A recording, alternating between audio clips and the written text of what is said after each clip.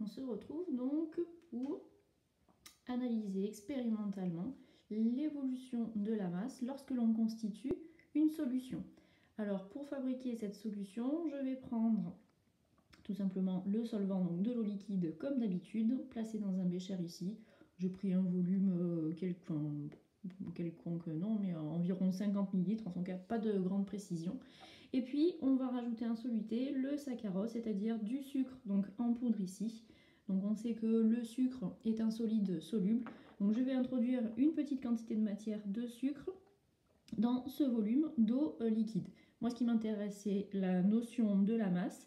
Et donc on va faire des mesures de masse tout simplement, du soluté et du solvant finalement séparés. Et ensuite on va constituer la solution et on viendra comparer tout ça.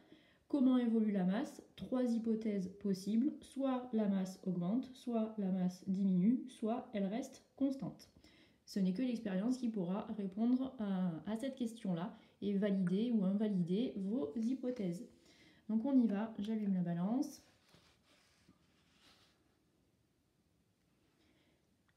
Alors pour simplifier les choses, on va directement poser le bécher qui contient donc l'eau liquide, donc je suis à 91,0 g. Pas besoin là de faire, j'aurais pu utiliser une fonction TAR pour avoir uniquement la masse du liquide. Là on va se simplifier les choses. Je pose une coupelle, donc la masse bien sûr augmente. Et je viens rajouter donc une petite quantité de sucre sur la coupelle. Voilà, donc là j'ai une masse totale de 95,3 g lorsque le soluté et le solvant sont séparés. Je vais maintenant constituer la solution. Hop, c'est-à-dire que je me contente de placer le soluté dans le solvant, j'effectue une agitation et donc nous ce que l'on a vu expérimentalement c'est que le sucre est capable de se dissoudre et lorsqu'on effectue une agitation efficace, alors le sucre n'est plus visible à l'œil nu. Et donc, on pourrait supposer que le sucre a tout simplement disparu. Alors, si le sucre effectivement disparaît réellement, ça voudrait dire que la valeur de la masse devrait donc diminuer.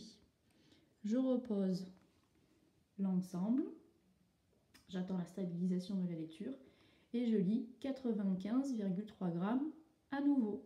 Autrement dit, le sel présent maintenant dans la solution, le sucre présent dans la solution n'a pas disparu, simplement il a subi donc cette fameuse dissolution et n'est plus visible à l'œil nu. Le solvant a agi sur les petits morceaux de sucre, l'a découpé en mini morceaux de sucre. Il est toujours à l'état solide d'ailleurs, simplement il n'est plus visible à l'œil nu. Donc là c'est bien la preuve avec la valeur de la masse donc, qui reste constante, on parle de conservation de la masse, que le soluté ne disparaît pas, il est toujours présent.